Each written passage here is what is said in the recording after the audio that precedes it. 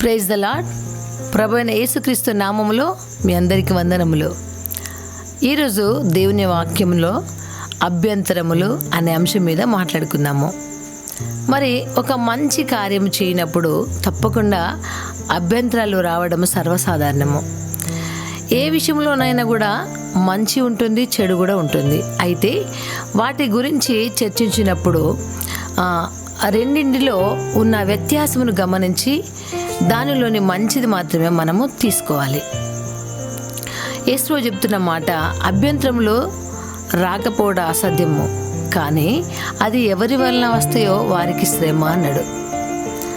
లూకా సువార్త 17వ అధ్యాయము 1వ వచనంలో, మీరేమి చేసినను సమస్తమును దేవుని మహిమ కొరకు చేయడం చెప్పిండు.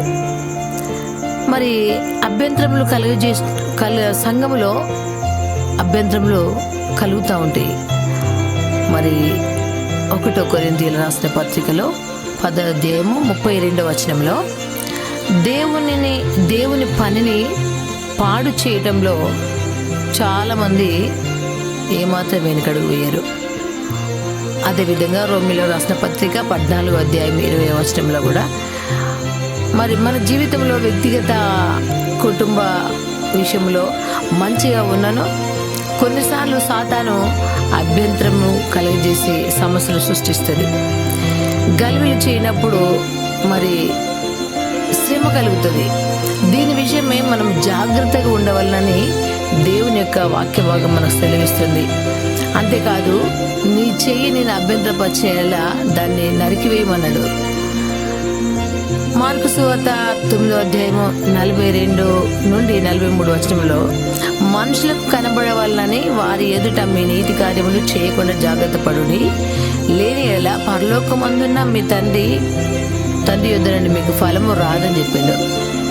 దేవుని బిడ్డారా, మరి మత్తయి సువార్త 6వ అధ్యాయము 1వ వచనంలో కూడా, కనుక అభ్యంతరపరిచే సాతాను శక్తులను మనము దేవుని తోడ్పాటుతో ఎదుర్కొని ధైర్యంగా ముందుకు మనం సాగాలి. దేవుని పని విషయంలో ఏ రోజు కూడా మనం అభ్యంతరకరంగా ఉండకూడదు. దేవుని పని చేయడంలో ఎల్లప్పుడూ మనం సిద్ధంగా ఉండాలి.